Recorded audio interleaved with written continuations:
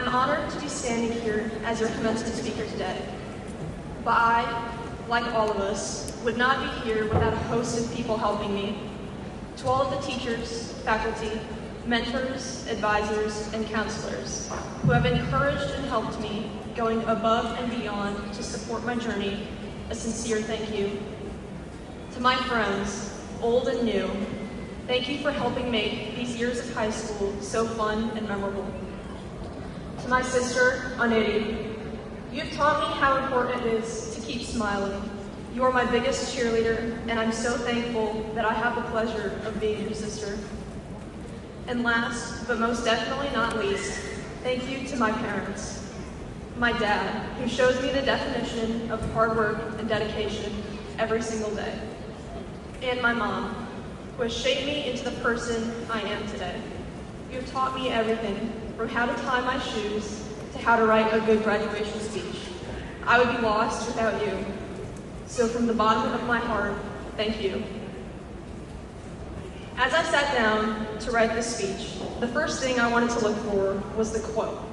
You know, the iconic first line that would summarize my entire speech and impress and inspire everyone.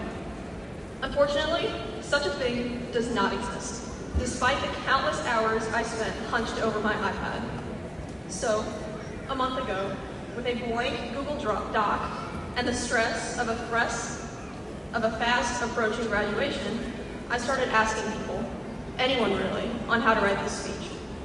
My little sister told me that the most important thing was that I had to be cool and funny and inspirational and memorable, which honestly seemed like a bit much to ask for. My best friend told me that I cannot be cringy, which is solid advice, but didn't really help me with my writer's block. However, a teacher of mine just asked me a simple question. These pages are out of order.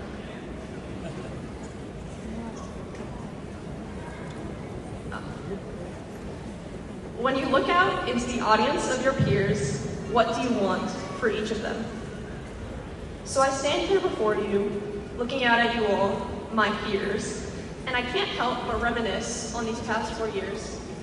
Now, I don't know how many people here know me personally. There's like 8,000 people in this crowd, and I probably know less than 5%, which is crazy and a little scary. But if you do, you know that I'm not exactly the most up-to-date person. I don't get 90% of references, and I'm usually in a world of my own, or at least a fictional one of books. So when I reflect on high school, I always end up thinking about the smaller moments that maybe only a few people can recall, the ones that existed in my own world.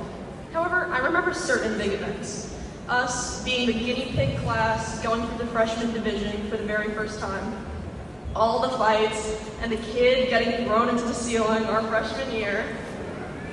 Our very dedicated student section at all of the football games and going to prom. But at the same time, I remember lunchtime cartoons with Paw Patrol always playing, fighting for justice for Jimbo, the long practices I had before each football game, and in my opinion, the best part of prom, the after party. We went through all of it together, and now, before we part ways, I want one thing for all of us: success.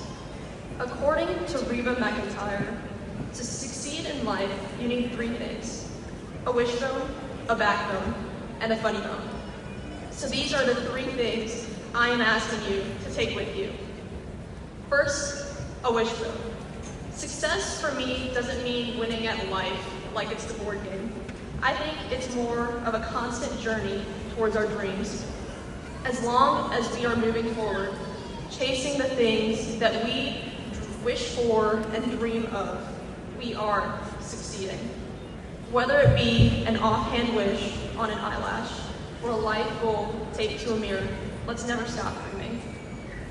Now, we all obviously have a backbone, and I really hope that it's something we will all hold on to. But when I think of my backbone, my spine isn't actually the first thing that comes to mind. I instead think of people. I picture everyone who has supported me. My family, my mentors, my teachers, and my friends. Without these people behind me, encouraging and pushing me forward, I wouldn't have the courage to face challenges and take risks.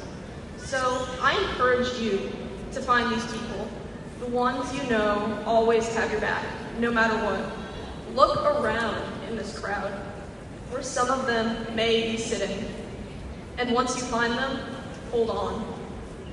Because no matter how high we climb, they're the ones holding our ladder, there to catch us if we fall, and cheering us on every step we take.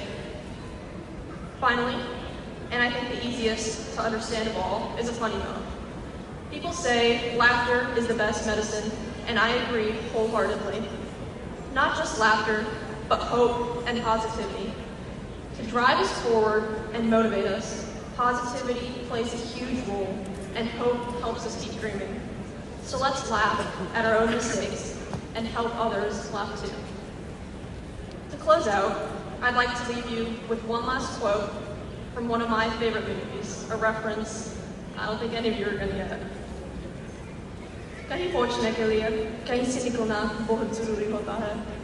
This translates to, in order to reach somewhere, it's necessary to leave a place behind. So this is it, everyone. Goodbye, Elkhart High School, the place we have to leave behind. As we take our next steps forward to reach our futures, we leave behind the life we've always known, but take with us all the good memories from our years together.